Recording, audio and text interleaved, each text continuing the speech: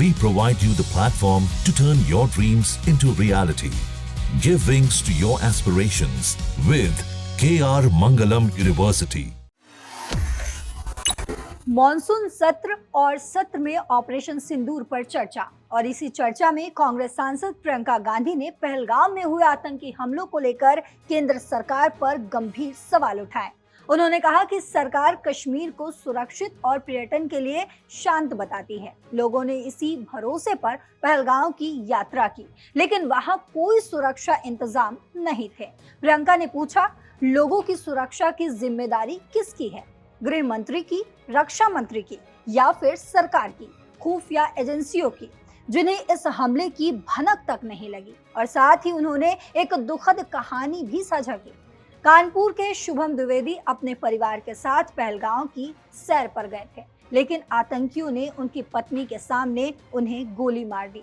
प्रियंका ने आगे कहा, शुभम जैसे कई लोग सरकार के शांत कश्मीर के दावों पर भरोसा करके गए, लेकिन उन्हें सुरक्षा के नाम पर कुछ नहीं मिला। प्रियंका ने सरकार से सवाल किया कि इस हमले के बाद क्या किसी ने जिम्मेदारी ली? क्या सेना प्रमुख, इंटेलिजेंस प्रमुख या गृह मंत्री ने इस्तीफा दिया? उन्होंने कहा कि 11 साल से आप सत्ता में हैं, लेकिन जिम्मेदारी लेने की बात आई तो कोई आगे नहीं आया। उन्होंने मुंबई हमले का उदाहरण देते हुए बताया कि तब सरकार ने तुरंत कार्रवाई की थी, आतंकियों को मारा गया, गृह मंत्री और मुख्यमंत्री ने इस्तीफा भी दे दिया था। लेकिन आज पहलगाम, मणिपुर, दिल्ली दंगों के बाद भी कोई जिम्मेदारी नहीं ले रहा। प्रियंका ने ये भी कहा कि ऑपरेशन सिंदूर में सेना ने बहादुरी दिखाई, लेकिन इसका श्रेय प्रधानमंत्री लेना चाहते हैं। उन्होंने देशवासियों को भरोसा दिलाया कि हमला हो या संकट, देश एकजुट होकर खड़ा होगा, लेकिन सरकार को जवाब देना होगा कि आखिर सुरक्षा में इतनी बड़ी चूक क्यों हुई। इसके आगे प्रियंका गांधी ने और क्या कुछ कहा है, वो सुनते हैं।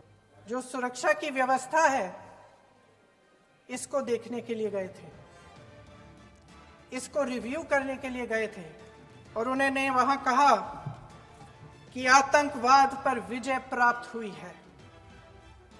ये 2 हफ्ते पहले है। 3 महीने बाद JNK के गवर्नर साहब एक आम इंटरव्यू में ऐसे ही चलते चलते कह देते हैं कि हाँ, बैसारन वैली में बहुत लापरवाही हुई और इसके लिए मैं जिम्मेदारी लेता हूँ। ऐसे ही चलते चलते, और वो बात होती है, खत्म भी वहां होती है और वहीं खत्म हो जाती है। उनसे जिम्मेदारी ली भी नहीं जाती, कोई सवाल नहीं उठाता, कोई जवाब नहीं देता। अध्यक्ष महोदय, उस हमले की जिम्मेदारी एक आतंकवादी गुट जिसका नाम TRF है, थोड़े दिनों बाद लेती है। कौन है ये TRF? 2019 में ये गुट बना।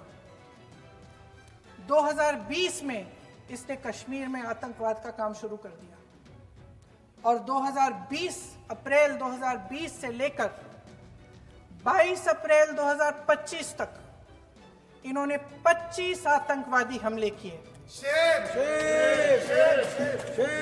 गृह मंत्री महोदय ने जब UPA सरकार के समय के आतंकवादी हमले गिने तो लगभग 25 गिनवाए थे अभी अपने भाषण में। इस गुट ने कश्मीर में 25 हमले 2020 और 2025 के अंदर एक पूरी लिस्ट है इन हमलों की।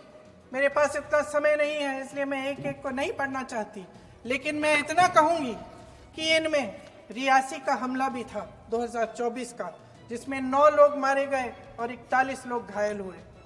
कुल मिलाकर 2020 से लेकर 22 अप्रैल 2025 तक TRF ने 41 सेना और सुरक्षा कर्मियों की हत्या की, 27 सिविलियन की हत्या की और 54 लोगों को घायल किया था।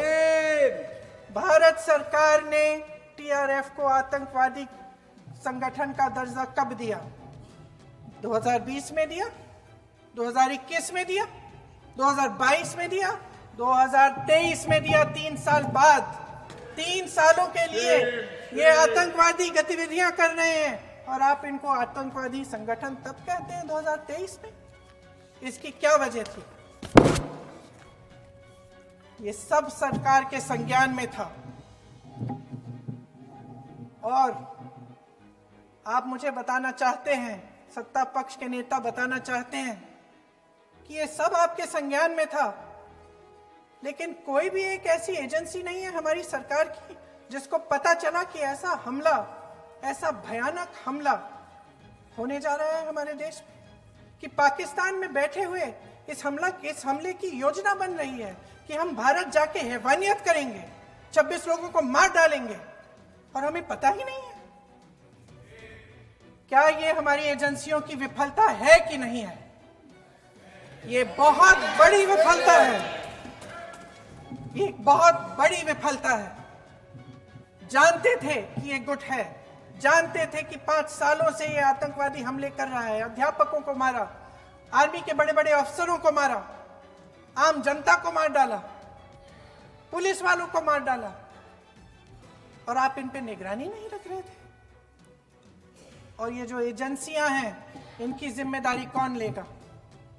क्या आईबी चीफ ने अपना इस्तीफा दिया? क्या किसी ने इस्तीफा दिया?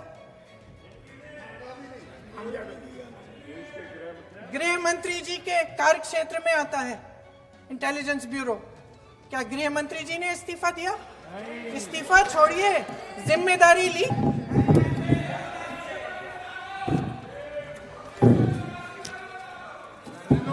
साहब देखिए, इतिहास की बात आप करिए, मैं वर्तमान की बात करना चाहती हूँ।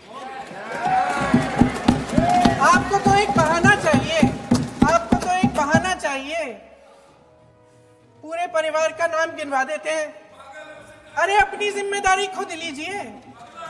11 सालों के लिए तो सत्ता में आप हैं।